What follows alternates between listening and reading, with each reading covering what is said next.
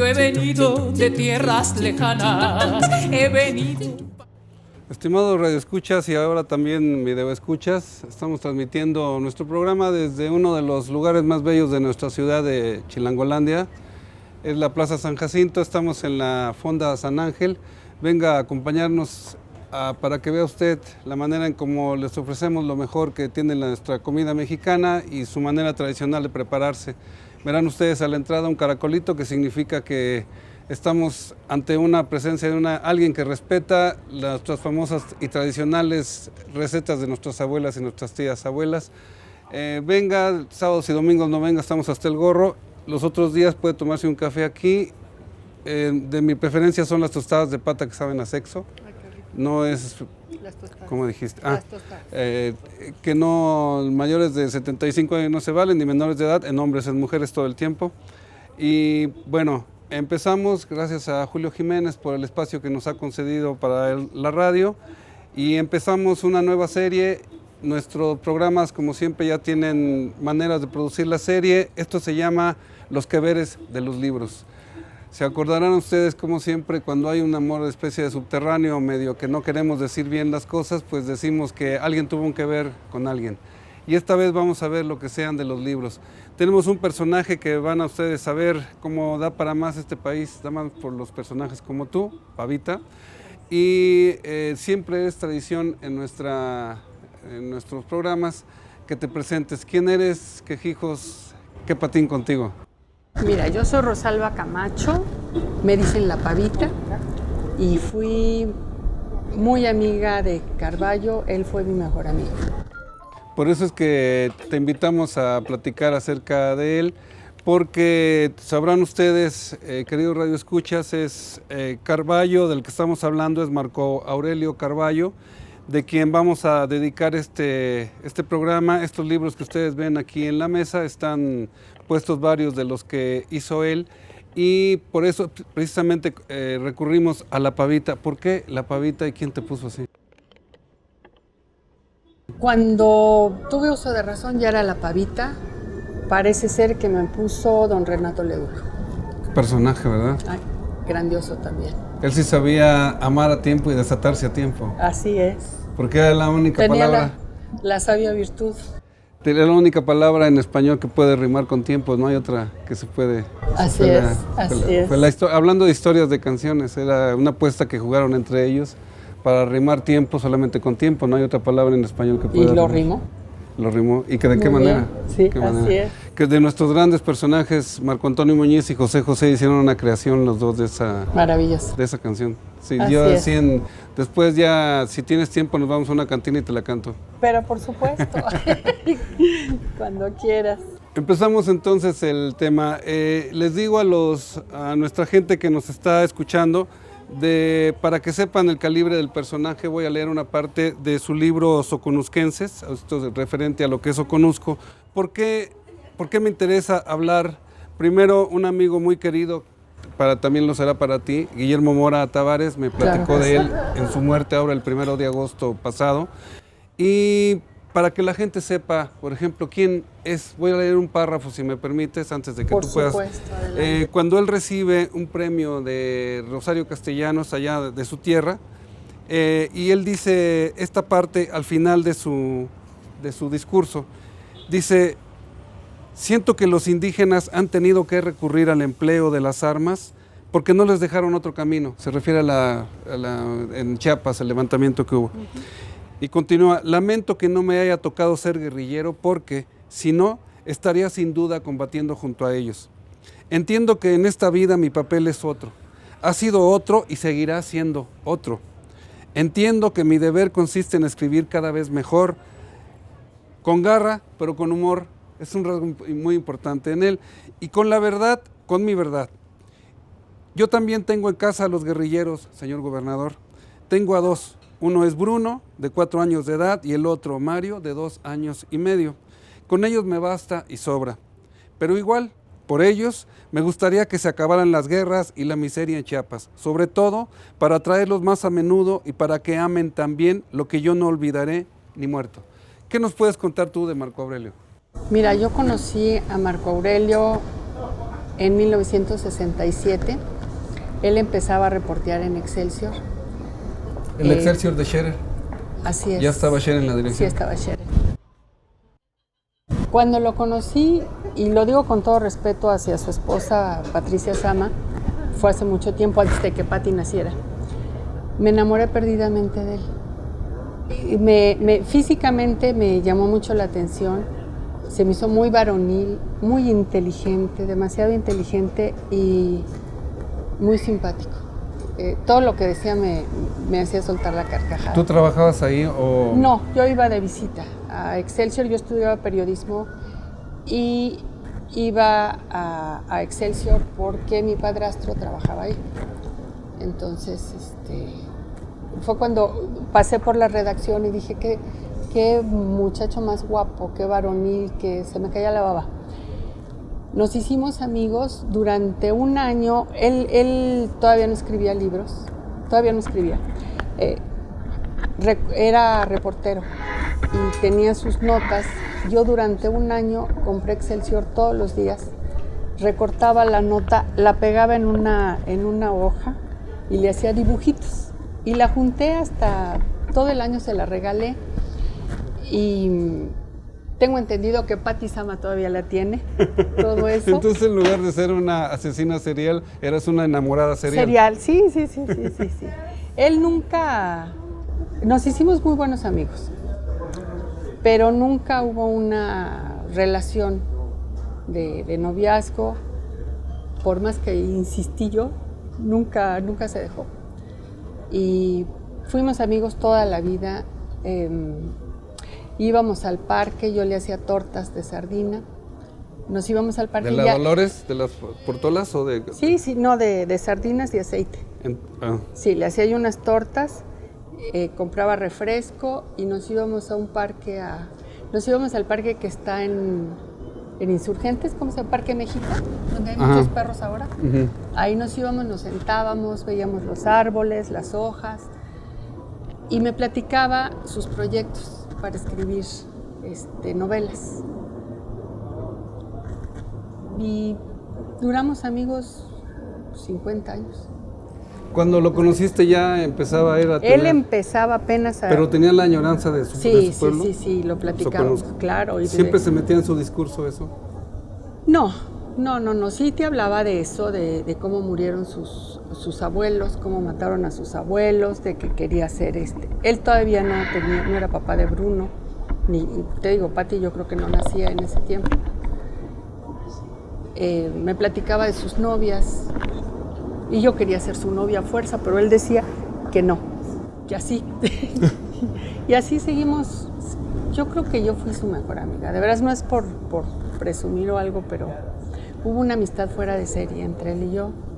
Andábamos juntos a todos lados y me platicaba sus proyectos, me hablaba cuando empezaba una novela, a veces la corregíamos, es un decir. Yo le decía, a mí no me gustó, y él decía, pero a mí sí, y lo dejaba. Y fuimos grandes amigos. Me dolió muchísimo su muerte, no tienes idea. Tú finalmente terminas periodismo. ¿Dónde estabas estudiando? En la Femenina de México. ¿En la Universidad Femenina? ¿Estaba en la del Valle o en dónde estaba? No, en... Constituyentes. Constituyentes. ¿Y terminaste finalmente? Sí. ¿Fue algo terminé. para ti importante ese estudio de...? Mira, sí fue importante, pero me gustó más cómo el periodismo te mete con la gente que te llama la atención, que te gusta, que te deja algo, ¿no? Entonces, con Marco, cuando conocí a Marco, yo empecé a conocer gente, a escritores, a Cardona, periodistas. Fue una amistad que me dejó muchísimo. Se acabó. ¿De qué personaje de Marco te gustaría hablar primero? ¿El que hace la crónica o el que hace ficción? La crónica. La crónica me gusta. ¿A cuál libro te referirías? Me gusta mucho Morir de periodismo, me gustó mucho. ¿Qué portada le vamos a pedir a nuestro equipo de producción? A mí me parece extraordinaria. Sí. La portada, estarse escribiendo el personaje con la máquina de escribir. Morir de periodismo. Me gustó mucho este. Es Mac, Ajá. Marco Aurelio Carballo. Sí. Que sí Que es como se la identifica. sí, es su biografía, es parte de su biografía. Ahí te dice cómo murieron sus abuelos, cómo los mataron en Chiapas. Fue un evento violento. Sí. Sí, los matan a machete. Terrible. Te platica de su infancia. Bueno, a mí me platicaba cuando comíamos tortas. Las tortas de sardina. Las tortas de sardina. Me platicaba de cómo fue terrible todo eso, cómo su papá era un hombre noble, pero al mismo tiempo un hombre muy fuerte, golpeador. Él tuvo que irse de Chiapas, huyendo de su papá. Después de la prepa. No, antes se fue, creo que a los 15 años. Se fue a Torreón. Y se pensaba ir a Estados Unidos, pero se regresa, porque no ni pasaporte, ni dinero, ni nada. Uno de sus sueños era irse a Nueva York. Y porque el padre de esos tipos de padres, padre padrone, como la película italiana, sus padres imponentes, lo ponía a vender periódicos en sus tiempos, él decía, en los tiempos de vacaciones, mías, no de él. Sí, Entonces así lo ponía a leer y él decía que él tenía el olor de la tinta desde recién nacido porque le ponían pañales de periódico. Así. Pero él le fascinaba, yo creo que nació ya con ese don del periodismo, era fascinante para Y la él. lectura. Y la lectura, y la buena lectura, porque a mí siempre me decía, yo tenía muy mala ortografía, entonces me decía, yo le decía, oye Marco, este es con B o con V, o este es con H o sin H, o con C o con S, y me decía, lee los clásicos, maestra, lee los clásicos, es la única forma en que vas a aprender, no te voy a decir nada. Lee los clásicos y me dices qué libro leíste. Y así aprendí a tener buena ortografía, leyendo. Porque nunca me sacaba. Y ya hace, ¿qué te diré? Hace 3 años todavía tengo duda con punto y coma. Cuándo lo pones y cuándo no lo pones. Entonces me decía, yo tengo la misma duda todavía que tú. No sé. Con el punto y coma. Con el punto y coma. Dices, más no me gusta, quítalo. Desaparece, no lo pongas. Era divino, Marco. Era un ser extraordinario. Era un hombre muy noble. Nunca lo oí hablar mal de nadie, jamás. Siempre justificaba los errores de la gente. Tierno, dulce. Era un ser fuera de serie. Cuando habla aquí en Morir de Periodismo de los personajes, digamos, más comprometedores, siempre pone sus iniciales nada más. Sí. Y uno tiene que suponer de acuerdo a lo que uno tenga sí, pero conocimiento. A mí no me preguntes quiénes son, porque no. Muchos los conozco, pero no. Y ahora, lo que a mí me interesa es que, por ejemplo, yo pueda mostrar esto con mis alumnos de la universidad. ¿Quién es su sería maravilloso, así? Sería maravilloso porque es un gran escritor. De veras, es muy buen escritor. Pero me llamó mucho la atención una columna de despedida que le hace José Luis Martínez S., el director del Dominical del Milenio, que él dice que siempre se quejaba, yo no sabía, lo leí ahí ahora porque le hizo a la memoria cuando muere, que siempre se quejaba él, que él ganó premios, pero bueno, no ganó lectores. Es terrible eso. Sí, es terrible eso. Y qué triste. Y ve por la calidad que tiene. Y es cierto. No, yo tampoco nunca entendí eso.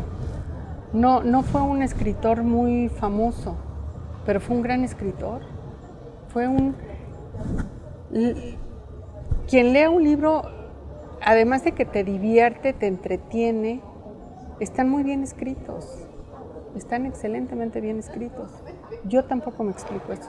Ahora que lo relea, porque todavía me falta la ficción, yo leí, igual que tú, la crónica y los reportajes, voy a fijar cuántas veces usa el punto y coma, porque ya me metiste la duda. Sí, que sí, él debe decía, ser terrible. No, quítala, desaparécelo. Eso no es sé, impresionante. ¿Cuándo va? Vamos a... No, mejor digas, y menos viéndonos Guillermo Mora, menos voy a decir dónde va o no. Que nos diga cuándo va el punto y coma. Va a ser, Memo, nos vas a tener que dar una clase. A ver, dinos, ¿cuándo va el punto y coma? ¿Se puede quitar el punto y coma? Desde aquellos tiempos de amistad con Marco Aurelio, Ajá. Habíamos varios que nunca usábamos el punto y coma. ¿Por qué? Por feo. ¿Ya ves? ¿Qué algo ¿Marco hay? Aurelio? El punto y la coma. Ah, Les digo que por eso de tarugo. Sí, no, yo no, opino.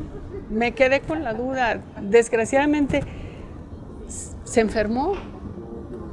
Ya cuando se enfermó, ya el contacto era muy poquito por internet, ya ni siquiera hablé con él por teléfono, ya no pude nunca. Queridos radioescuchas, vamos a tener nuestro pilón, siempre nuestro pilón es musical, por eso el programa se llama Ciencia, Cultura y el pilón es musical. Vamos a escuchar a alguien que dice Marco Aurelio Carballo que le gustaba mucho, Paco Chanona. Y vamos a escuchar rolas de él a través de este tiempo que nos estás concediendo. Muchísimas gracias por el tiempo que nos estás concediendo. Qué lindo, no, gracias. Y vamos a escuchar con intérpretes que ustedes verán, los vamos a poner a pie de pantalla para que vean y escuchen a Paco Chanona.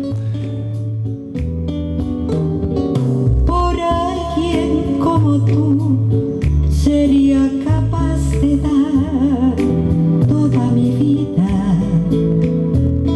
Por alguien como tú convertiría en verdad una mentira.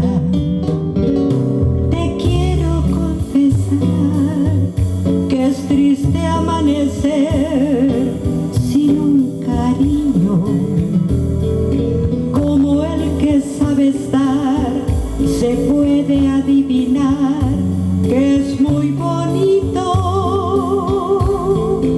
Por alguien como tú dan ganas de vivir, dan ganas de volverse a enamorar.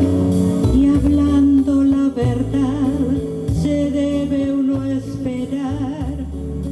Tuvimos nuestro intermedio musical, vamos a seguir platicando de Marco Aurelio Carballo, que gracias a la pavita, puesto por el extraordinario personaje mexicano Renato Leduc, que es el sobrenombre que te da, y seguimos platicando de Marco Aurelio Carballo. En este libro de Soconusquenses, no es sorprendente entonces que hayan salido estos personajes, por ejemplo él, porque la región de Soconusco es algo que siempre ha habido la idea de la independencia de México, de los pocos lugares que han mantenido eso. Y cuando uno lee las crónicas que hace de las cantinas, finalmente de las cantinas. De todas que las hace, cantinas. Todas, Sí, pero aparte las botanas deliciosas que se comen allá en su tierra, uno ve, y creo que estarás de acuerdo conmigo, que una de las riquezas que tiene nuestro país es que, por ejemplo, puedan escribir este tipo de personajes y se incorporen su lenguaje como lo entienden los chiapanecos. Por ejemplo, es algo de lo que yo soy nacido de San Luis Potosí, es muy difícil tener un personaje que tenga la claridad de los cambios y los giros verbales que tiene, por ejemplo, que capta Ricardo Garibay. Él también capta muy bien todos esos giros. Jijuezú, y sobre todo cuando se pone a platicar lo de la cantina y las cosas que se dan. ¿Tú eres chilanga? Sí. ¿En qué colonia? ¿Nací? Ajá. Nací en el Sanatorio de la Torre, creo que estaba en Avenida Cuauhtémoc, no sé. Y desde chica viví en Coyoacán. ¿En la delegación Coyoacán? Sí, ¿O? en el centro de Coyoacán. Como ven, ella es aristócrata. Ahora ya no. Para que no se diga, Sí. Y finalmente la riqueza de nuestra cultura es tener este tipo de personajes que pueden ellos hablar desde lo que es una cantina, como decía finalmente Mario Vargas Llosa en las conversaciones en la catedral, que es una cantina. ¿Y las botanas? Por ejemplo, y entonces tenemos estas crónicas que son deliciosas, que aparentemente no dicen nada, pero también él cuando se queja, y finalmente se queja en los premios, lo poco que nos leen. Hubo un libro que le ponen con cartón de huevo, o sea, y con mecate. Eso no sabía. Y entonces él dice que es como ver a un hijo, pero cucho, cuando él se imagina ver a los papás de Agustín Lara, que ese es mi hijo, no es el apéndice, no, este es su hijo, ¿no? Y que él, cuando vio su libro premiado, que le hacen así, es bueno, pues ni modo, esto es lo que me dieron. Y este extraordinario libro, por ejemplo, que me prestó Guillermo Mora, tiene 2000 de tiraje.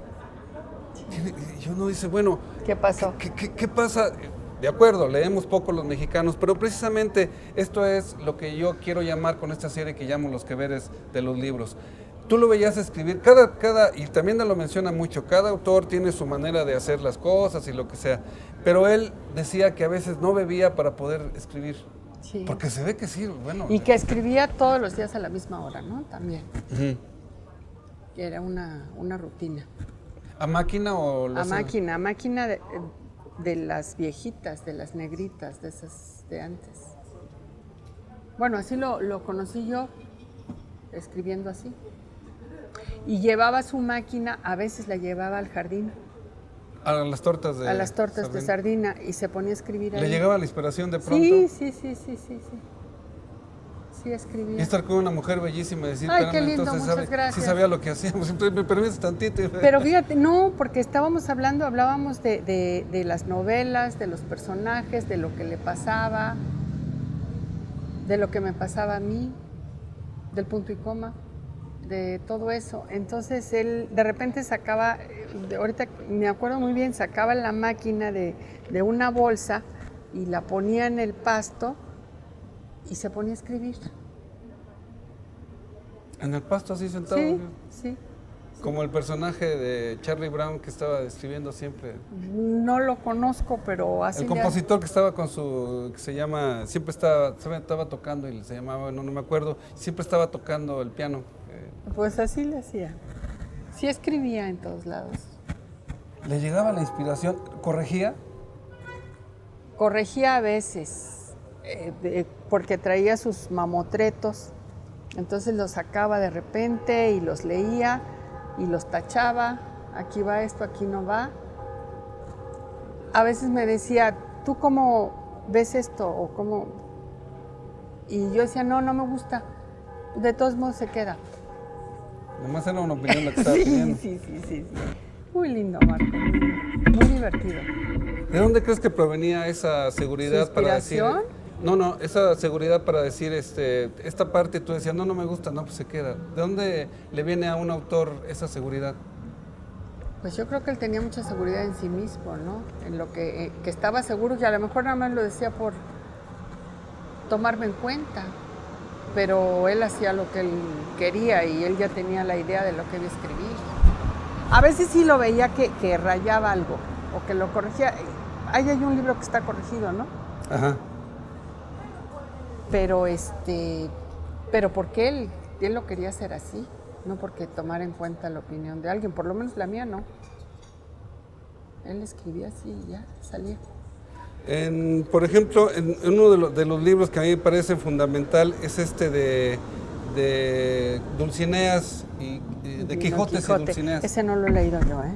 Que es el de las entrevistas que él hace. Ajá. Y me llama mucho la atención, por ejemplo, cómo le pregunta a Rulfo. Él lo arrincona cuando están en una entrega en la casa de Andrés Enestrosa. Ajá. Y llega el presidente López Portillo y pues, Rulfo se está aburriendo porque no le pueden dar una taza de café porque va contra el protocolo.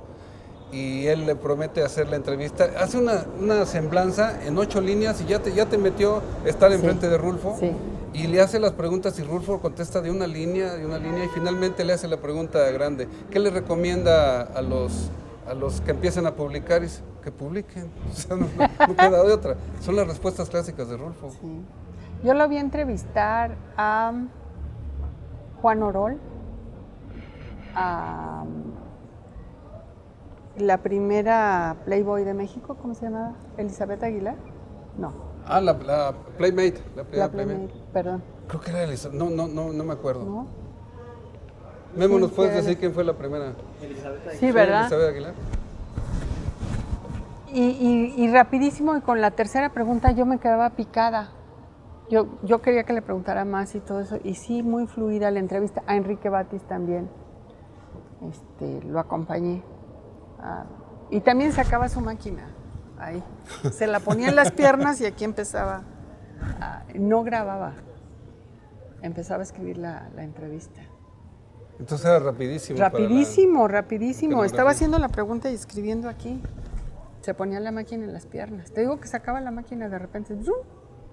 Y se ponía o a escribir libros o a hacer la entrevista. No sé si con Rulfo hizo eso o cómo fue la entrevista, no sé. Ahí dice. Como estaban con el presidente, no sé. No, pues no creo que haya sacado la máquina. Sí, y las respuestas de Rulfo que te digo que son de una línea. Rapidísimo. ¿No? Dice, le hice 45 preguntas, pero aparte el humor. Por ejemplo, ahí en esa entrevista dice, le hice 45 preguntas y gasté menos tinta que en las preguntas, con las respuestas de él. Sí, era genial, era genial. ¿No lo conociste? ¿O sí? No, yo lo conocía por la lectura. Mira, tiene hasta la colección de mi biblioteca, pero muy tangencial, hasta que Memo me puso en la pista, y por eso para mí es fascinante estarlo leyendo. Sí. Muy agradable. Te hacía soltar la carcajada con cualquier cosa. Muy ingenioso. Muy ingenioso. Era un hombre fuera de serie. Además de guapísimo. Porque era muy guapo. Es, como ustedes ven, queridos radioescuchas, los ojos que puso la pavita nos demuestran que sí. Esto fue su programa donde nos abrazamos auditivamente, y también toda esta información está subida en nuestro lugar de internet, que es www.sonriete.mx. Pavita, muchas gracias por estar con nosotros. Y ¿sabes qué? No, gracias a ti. Ojalá las universidades y las escuelas de periodismo lo tomaran. Eso te tengo noticias. Si nos Ojalá, pudieras porque conceder, de veras es buenísimo. Muy buen maestro. Yo no sé por qué nunca dio clases. si nos pudieras conceder otro programa para dedicarle a Marco Aurelio, entonces nos daría mucho gusto que pudiéramos platicar de él. Muchas gracias, Pavita, por tu No, presencia. gracias a ti, qué lindo. Un saludo a todos. Nos escuchamos en el próximo programa. Gracias.